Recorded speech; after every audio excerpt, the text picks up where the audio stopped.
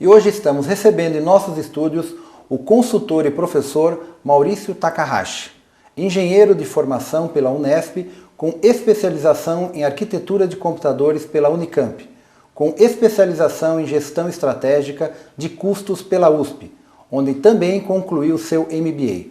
Dentre outras funções já exercidas, ocupou a gerência mundial de portfólio de projetos na Unilever e a diretoria financeira no ramo imobiliário. Seja bem-vindo, Maurício. Obrigado, Luiz.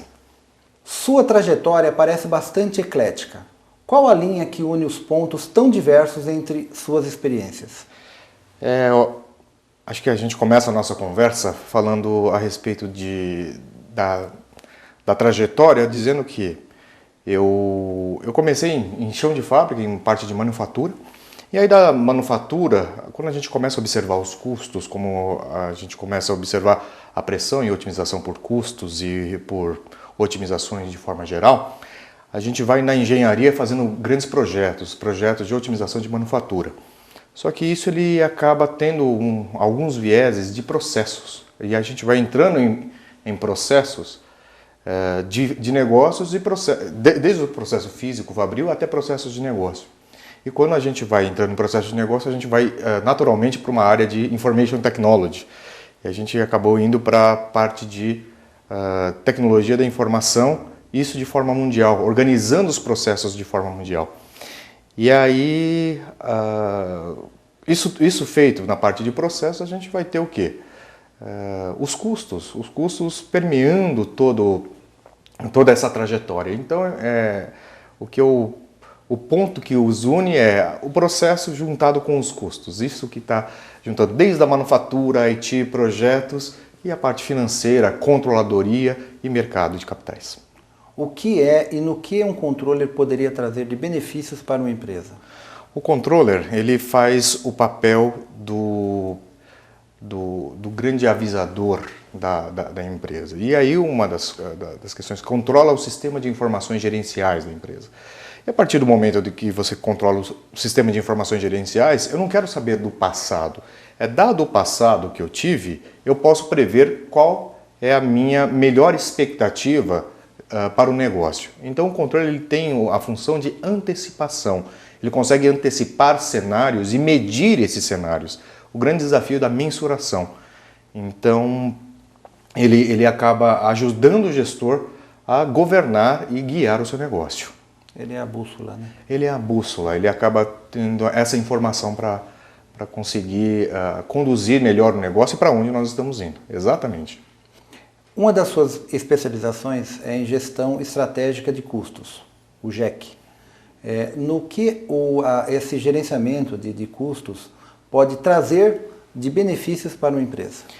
Luiz, isso eu acho uma das perguntas mais importantes, porque a gestão estratégica de custos, hoje nós falamos uma série de decisões, gestão é decisão, então, de gestão de custo. E isso muitas vezes tem a ver com os cortes de custo ou otimizações que muitas vezes eles não refletem a verdade perene. A gestão estratégica de custo ela atua, entre outros pontos, nos determinantes de custos. E o que são os determinantes de custo? São os fatores que condicionam a existência de um custo.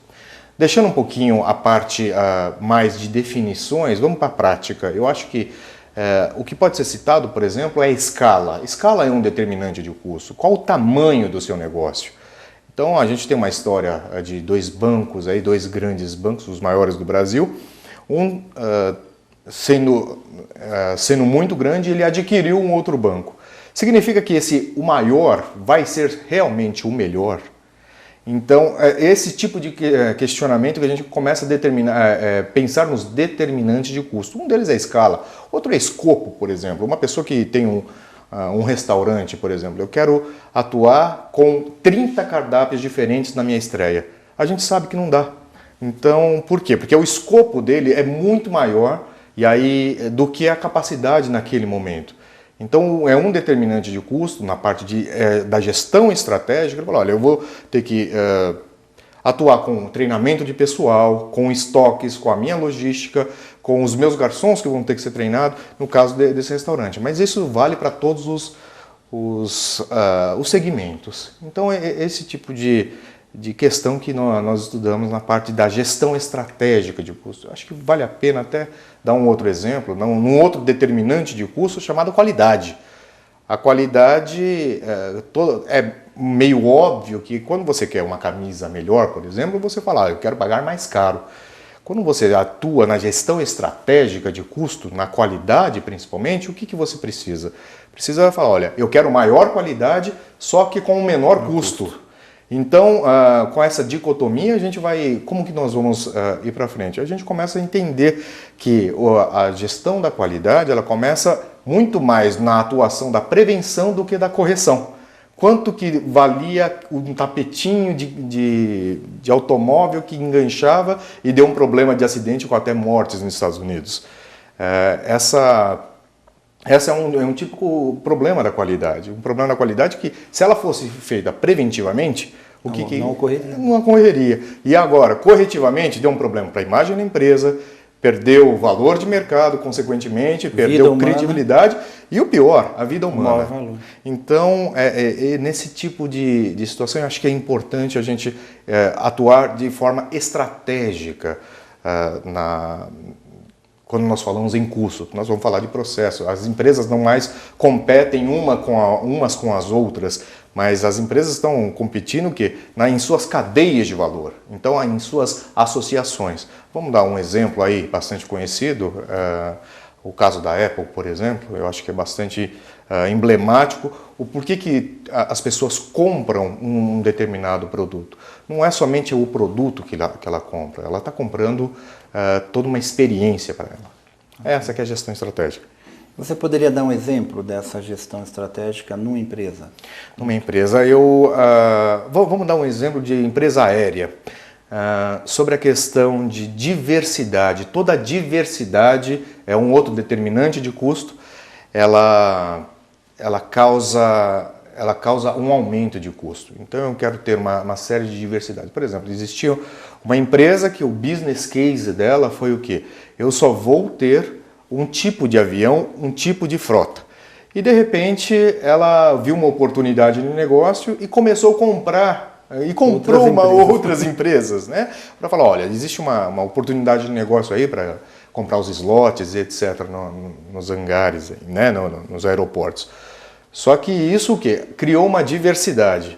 Então eu tinha uma marca de avião, agora eu tenho uma série de modelos e marcas diferentes. Uma estrutura para atender um avião e agora tem que atender vários. Vários aviões. E não adianta eu querer cortar o custo do café, não adianta eu querer cortar o pessoal do administrativo, não adianta eu querer fazer isso. Precisamos atuar nos determinantes de custo. Esse é um exemplo bastante emblemático sobre uma questão de gestão estratégica. Né, gestão estratégica de custos. Dada a sua experiência corporativa, hoje os gestores e donos de empresa têm vivido um estresse quase que diário. Em sua opinião, quais as ações concretas que podem ser tomadas para justamente administrar esse problema no dia a dia? Né? Eu acho que é uma das coisas importantes, obrigado pela pergunta, Luiz, porque a questão da resiliência e da assertividade. A resiliência, eu digo, que é a capacidade de você sofrer o estresse, mas poder voltar à sua característica natural.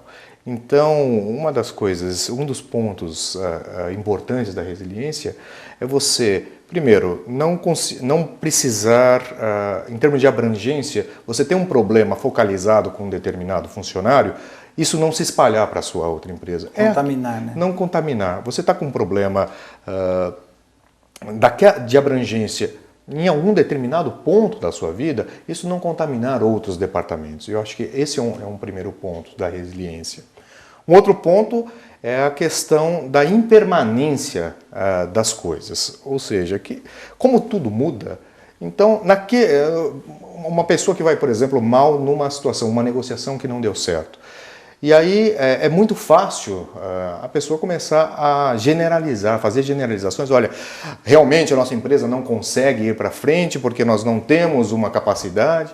Não, nós não temos nesse momento, nós não temos nessa situação. E não tivemos, na verdade, nessa situação específica. A gente conseguir fazer uma especificidade das situações para a gente falar, olha, isso aqui é um fato natural, né? Bola para frente, vamos assimilar e vamos para frente. E a comunicação assertiva, porque tudo é comunicação, né, Luiz? Sim. Então nós estamos dizendo para a gente não ser nem agressivo, nem passivo, mas a gente conseguir, é uma obra de arte, a gente conseguir nos fazermos entender e o equilíbrio pessoal. Isso, claro, tem muito a ver com a nossa conexão, a conexão com o seu eu superior, com as pessoas. Podem chamar isso de Deus, podem chamar isso de sabedoria divina. Eu acredito que essa conexão, essa meditação com o seu eu superior é algo que nos dá bastante sobriedade para atacar o problema e buscar a solução, e não somente ficar focado no problema. Por que, além da carreira executiva, você começou a lecionar e dar consultoria? Luiz, é por uma verdadeira paixão, né, que eu tenho em passar conhecimento, em estudar. Na verdade, mais estudar, e com isso eu acho que a melhor forma de estudar é transmitir o conhecimento. Então, esse é um ponto, e é interessante que o conhecimento, quanto mais você dá, mais você ganha, mais você recebe. A troca, né? Essa troca é maravilhosa. E o segundo ponto é porque, dada a minha experiência internacional, dada a quantidade de escolas que eu acabei passando pela vida, eu acabei entendendo que, dentro das grandes corporações, nós temos uma série de práticas com mão de obra brasileira e fazendo riqueza aqui no país. Nós somos a bola da vez no mundo. Sim. E eu falo, mas por que não a gente disponibilizar esse tipo de conhecimento, disponibilizar esse tipo de prática para o pequeno, para o médio empresário? Porque o grande, nós conversamos em uma determinada reunião, tem toda a estrutura, e na hora, por exemplo, de uma crise, ele pode cortar, e ele corta 1.000, 2.000 pessoas. O pequeno, ele não pode cortar, ele tem que segurar, e são os verdadeiros heróis do Brasil, que resistiram a planos de presidentes... confisco. Enfim, nós sobrevivemos uma série de confisco, hiperinflação, dólar, falta de respeito a contratos e etc. E quem resistiu a tudo isso? Foi aquele senhor da quermesse, foi aquele senhor da padaria, foi o mecânico, foram os pequenos e médios. Então, existe, lógico, uma mortalidade muito grande das empresas, mas são elas, as pequenas, que precisam, na minha opinião, ser ajudadas, que vão levar e vão fazer do Brasil, colocá-lo no lugar que ele merece. Um grande país, né? Dentre os seus projetos futuros, qual você destacaria? Um dos projetos, eu acho que é com grande paixão também que eu falo isso, Luiz, é poder levar o conhecimento de finanças para crianças, para adolescentes, quiçá para todas as pessoas, de todas as faixas etárias, porque essa consciência, não somente de finanças como um número, como um recurso escasso, mas sim como um processo que permeia a nossa vida, isso pode fazer a diferença na vida das pessoas, isso pode fazer a diferença na vida das crianças. No futuro e de um país. Então, quando nós falamos de educação, eu acho que essa é a plataforma que eu, como professor e consultor, eu tenho levado na minha vida, e eu quero levar isso realmente para as criancinhas. Parabéns. Obrigado. Eu quero agradecer, em nome da TV Moeda Viva, a sua presença e colocar a câmera da TV à sua disposição para as suas considerações finais. Eu agradeço, Luiz, a poder participar desse momento, desse projeto maravilhoso que é da Moeda Viva, e também convidá-los a juntarmos forças e ideias para esses projetos, para esse projeto de a gente conseguir levar o conhecimento de finanças para todas as classes e todas as faixas etárias. Eu agradeço. Obrigado. Obrigado. TV Moeda Viva volta já.